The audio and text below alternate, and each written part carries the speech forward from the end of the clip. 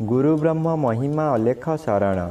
नमस्कार दर्शक वृंद, आपण मानंकु आजिर राशिफल कार्यक्रम मु एस कुमार स्वागत जनाऊँगी। प्रतिदिन निजर राशिफल जानिबा पाई गुरुकृपा यूट्यूब चैनल को सब्सक्राइब करंतु और पाखरे थिबा बेल आइकन को प्रेस करी ऑल नोटिफिकेशन ऑन करी दियंतु, जहा फଳରେ आमे जेतेबेले वीडियो अपलोड करिवो प्रथमे आपण वीडियो देखि पारिबे। आमर यही वीडियो रे आपण संपूर्ण पंचांग सहित मेष ठारू मीन पर्यंत 12 गोटी राशिर राशिफल विषय रे जानि पारिबे। वीडियो को दयाकरी शेष पर्यंत देखंतु। वीडियोटी भल लागिथिले वीडियो को लाइक करंतु एवं आपणक प्रियजन पाखु शेयर करी जणांतु। एबे आसंतु जानिबा आज दिनर संपूर्ण पंचांग विषय। आज इंग्राजी 2026 मसीहा जून मास 14 तारिख रविवार, दिल्ली स्वराब्द सन 1433 साल, स्वाधीन भारताब्द 79 वर्ष, महिमाद 199 वर्ष, उत्कल गजपति श्री श्री गजपति दिव्यसिंहदेव महाराजांकर 69 अंक, सौरस्व ज्येष्ठ मास 31 दिन, चांद्रमते ज्येष्ठ मल कृष्ण पक्ष चतुर्दशी तिथि, दिवा 10 घंटा 41 मिनिट पर्यंत। आजिर सूर्योदय विरजा क्षेत्र को 5 घंटा 4 मिनिट, वृष लग्न 4 दंड 43 लिता गते उदय। आजिर सूर्यास्त विरजा क्षेत्र को 6 घंटा 25 मिनिट, बिछा लग्न 5 दंड 25 लिता गते अस्त। आज वृष चंद्र 60 दंड, रोहिणी नक्षत्र रात्रि 9 घंटा 36 मिनिट पर्यंत।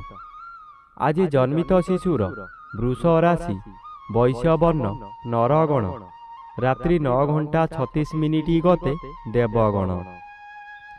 आज मृत व्यक्तिर एक पाद पुष्कर दोष, निषिद्ध खाद्य। आज आमिष बिरी मसूर अदा निम्ब और दग्ध द्रव्य भोजन निषेध अटे।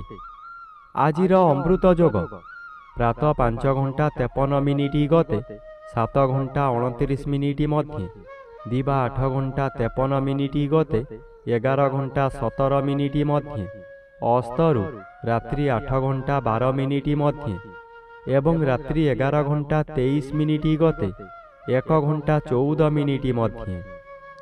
आजिर माहेन्द्र योग अपराह्न 4 घंटा 31 मिनिट गते 5 घंटा 19 मिनिट मध्य।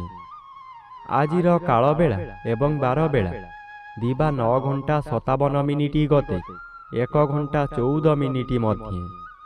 आजिर काल रात्रि रात्रि 1 घंटा 15 मिनिट गते 2 घंटा 35 मिनिट मध्य। आजिर राहु काल अपराह्न 4 घंटा 30 मिनिट ठारू 6 घंटा मध्य। आज बिछा राशिर घात चंद्र, मकर राशिर घात नक्षत्र, घात तिथि नाही, मेष राशिर घात 12। प्रिय बंधुगण, एबे आसंतु जानिबा मेष ठारू मीन पर्यंत 12 गोटी राशिर राशिफल विषय। राशिचक्रर प्रथम राशि मेष राशि। आज मेष राशि जन्मित व्यक्ति मानक सकाशे द्वितीय चंद्र अन्य ग्रह द्वारा बाधा पाउथिबारु अशुभ फल बदल रे शुभ फल मिलिब। आज आपणकर तेज वृद्धि हेब। आपणक चाहाणी रे शत्रु मानंकु मित्र करी आपणक कार्य रे लगाइबे। सेही मानंक द्वारा धन अर्जन करी आपण धनी होई पारंती। बंधु मानंक ठारू विलंब रे हेउ पछे खुशी खबर पाई आनंदित हेबे।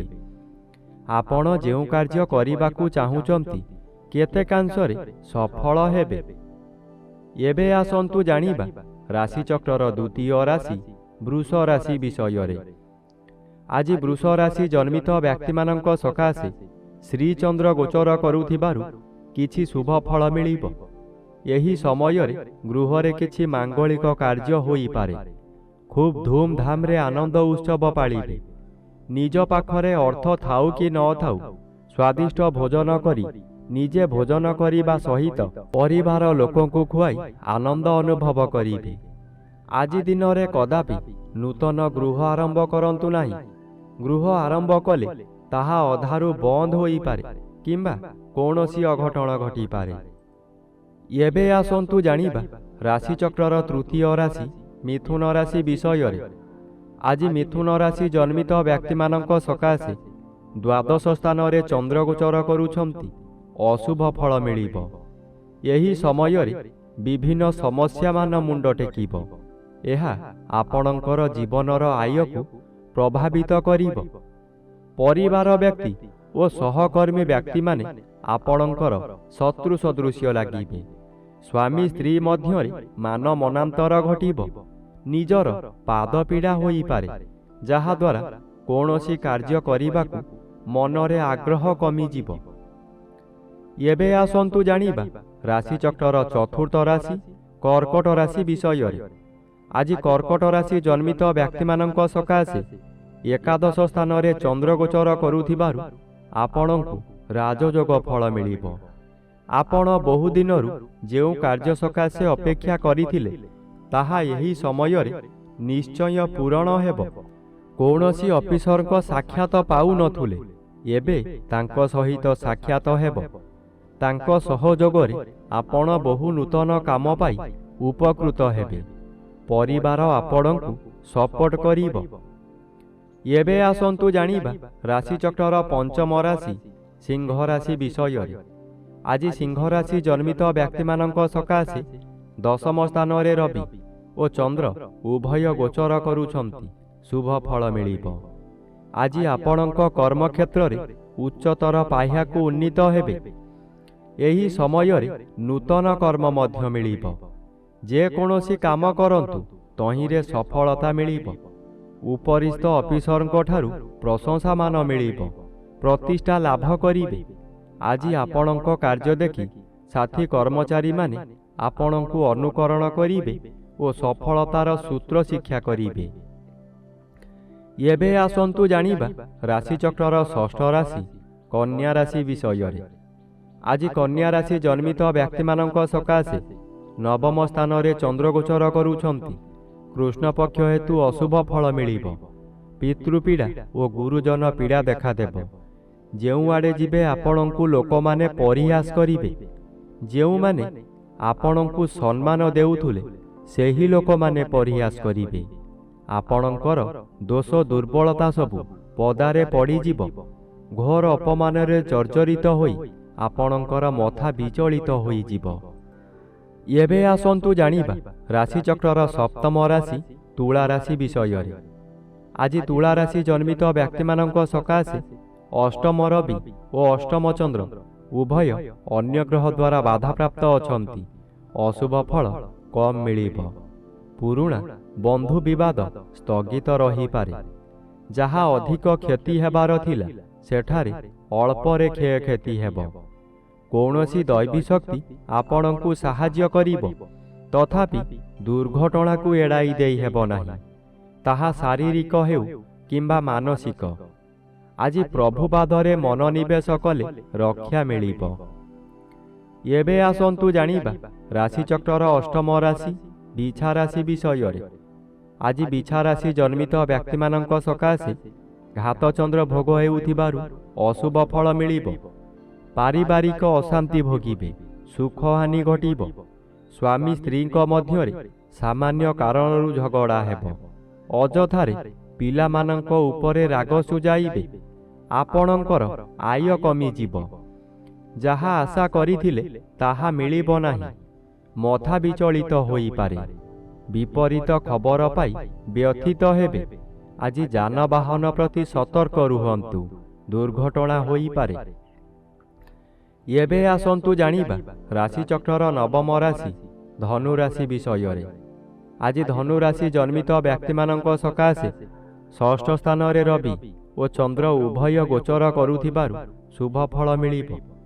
ଆଜି ଆପଣଙ୍କ ପରିବାର ମଧ୍ୟରେ ହସ ଖୁସିର ଉତ୍ତମ ବାତାବରଣ ଖେଳିଯିବ। ବିଗତ ଦିନମାନଙ୍କରେ ଆପଣ ପ୍ରତ୍ୟେକ କାର୍ଯ୍ୟରେ ଫେଲ୍ ମାରିଥିଲେ।